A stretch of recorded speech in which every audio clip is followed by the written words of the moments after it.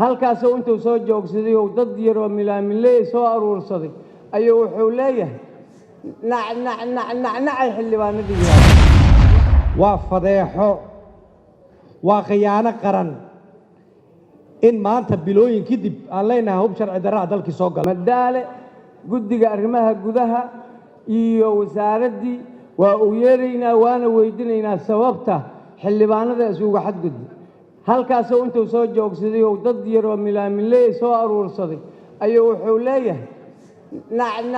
nacnacay xildhibaanadii yidhaahdeen lacagay rabaan maxay rabaan xildhibaan muxuu sheegayaa adeerow ninkii la yidhaahda madaale ha arko madaxtooyada meesha laga soo galayo qaabdarrada ay qabto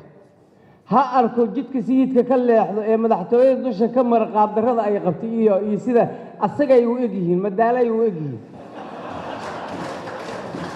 markaasuu wuxuu rabaa xildhibaano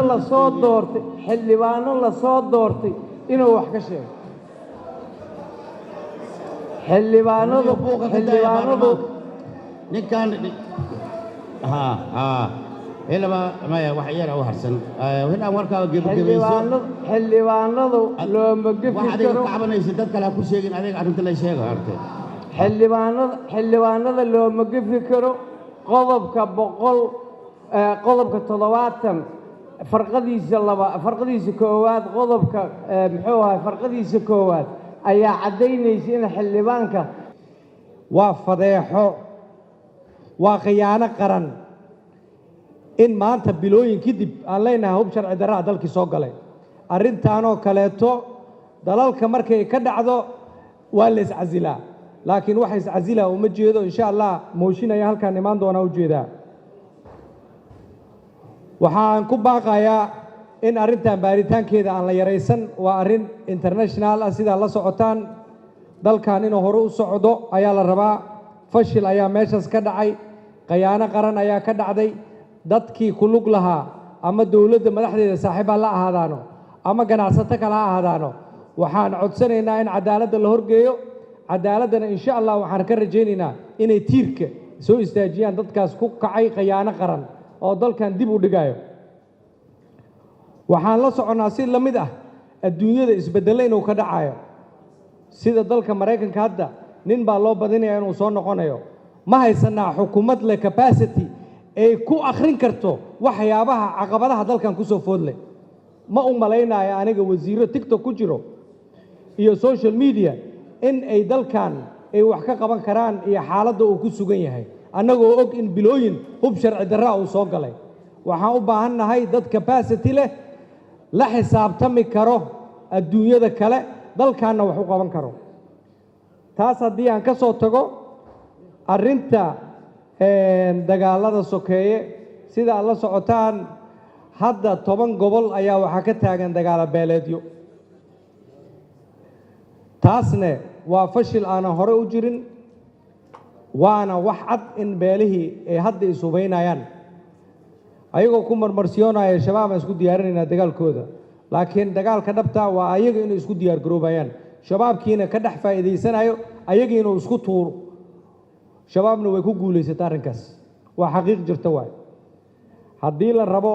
in horey loo socdo waa inuu isbeddel dalkan ka dhaca maadaama meel walba lagu fashilmay anu sidaan arko waxaa soo hartay arrinkan xasaanadda xildhibaanada oo dhowr jeer lagu soo celceliyey in xildhibaanadii xasaanadoodii hoos loo dhigay horta anaga sugidda kuwa booliska iyo ciidamada macawisleyda intaba dadka Soomaaliyeed waxaan ugu baaqaynaa iyo saaxiibadayda baarlamaanka Soomaaliya ka tirsanba markii aan bogaadino ciidanka ayaan howlaha siyaasadeed ka doodi karnaa